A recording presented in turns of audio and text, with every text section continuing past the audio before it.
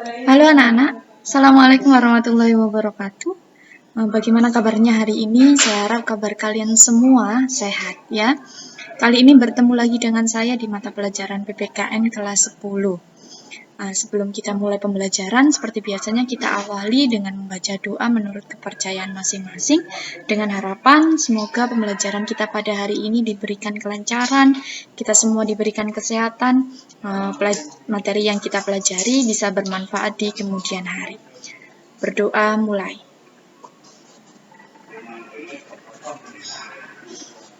Berdoa selesai. Oke anak-anak, hari ini kita akan belajar mengenai Kementerian Negara dan lembaga pemerintah non-militer. Sebelum itu, silahkan disiapkan buku catatan dan alat tulisnya untuk mencatat materi pada hari ini.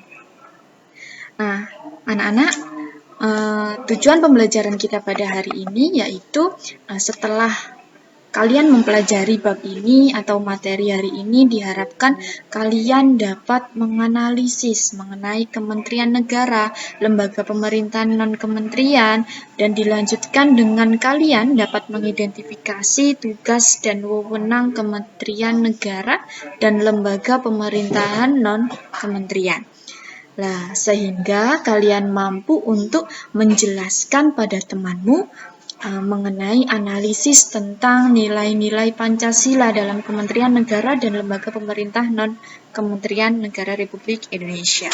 Itu adalah tujuan pembelajaran kita pada hari ini. Sebelum kita mengulas tentang kementerian, ada baiknya kita simak terlebih dahulu. Bisa kalian lihat sebuah kalimat motivasi yang disampaikan oleh Douglas Stephenson. Itu mengutarakan tentang Amerika, kehidupan orang Amerika, yakni kita yakin bahwa pemerintahan kita adalah lemah, bodoh, suka memaksa, tidak jujur, dan tidak efisien. Meskipun demikian, pada saat yang sama, kita sangat yakin bahwa sistem kita merupakan sistem pemerintah terbaik di dunia, dan kita ingin memberlakukannya pada setiap negara.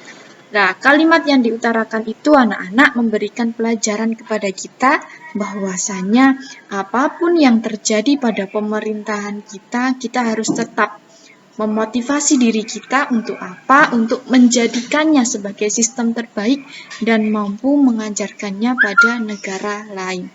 Intinya apa anak-anak? Intinya tetaplah bangga menjadi warga negara Indonesia. Sistem pemerintahan negara Republik Indonesia, anak-anak, adalah sistem pemerintahan yang presidensial. Apa yang dimaksud dengan presidensial? Di mana dalam sistem ini atau sistem presidensial adalah kepala negara sekaligus sebagai kepala pemerintahan yang kewenangannya menurut Undang-Undang Negara Republik Indonesia tahun 1945 itu ada masing-masing ya. Jadi presidensial ini dipimpin oleh seorang presiden. Di sini bisa kalian lihat kewenangan presiden sebagai kepala negara. Presiden RI itu berwenang untuk apa? Bisa kalian lihat, yaitu yang pertama, presiden memegang kekuasaan tertinggi atas angkatan darat, angkatan laut, dan angkatan udara.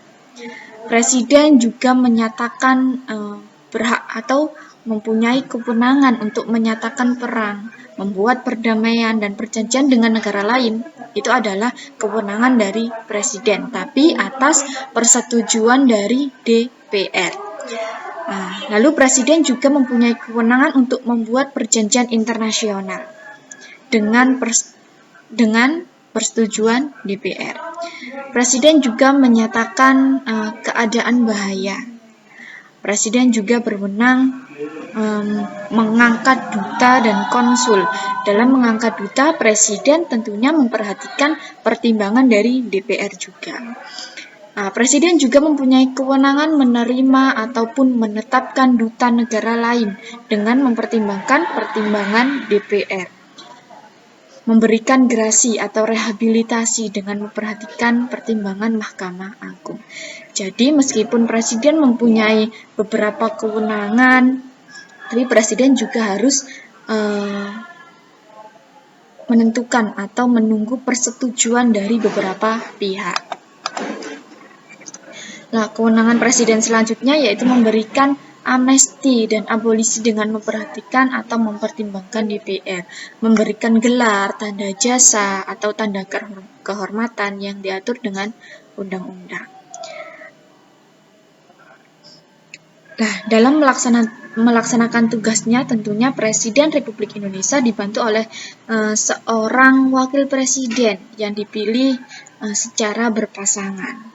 Nah, melalui pemilihan umum serta membentuk kementerian negara yang dipimpin oleh menteri-menteri negara.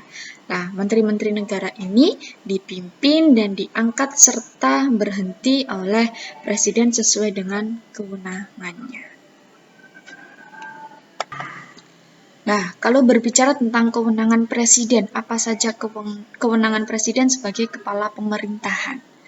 Nah, di dalam pemerintahan, presiden juga berwenang memegang kekuasaan pemerintahan seluruhnya, mengajukan rancangan undang-undang kepada DPR, menetapkan peraturan pemerintah, membentuk suatu dewan pertimbangan yang bertugas memberikan nasihat dan pertimbangan kepada presiden. Lalu presiden juga mempunyai kewenangan mengangkat dan memberhentikan menteri-menteri. Jadi yang memberhentikan menteri-menteri itu merupakan kewenangan dari presiden. Presiden juga membahas dan memberi persetujuan atas RUU bersama dengan DPR serta mengesahkan RUU yang ada. Presiden juga menetapkan peraturan pemerintah sebagai pengganti undang-undang dalam kegentingan yang memaksa. Presiden juga mengajukan RUU APBN untuk dibahas bersama dengan DPR dengan memperhatikan pertimbangan dari DPD, Dewan Perwakilan Daerah. Presiden juga meresmikan keanggotaan BPK yang dipilih DPR dengan memperhatikan pertimbangan DPD. Presiden juga menetapkan hakim agung dari calon yang diusulkan komisi apa kemarin? Komisi Yudisial dan disetujui oleh DPR. Presiden mengangkat dan memberhentikan anggota Komisi Yudisial dengan mempersetujuan DPR, mengajukan 3 orang calon hakim konstitusi dan menetapkan 9 orang hakim konstitusi.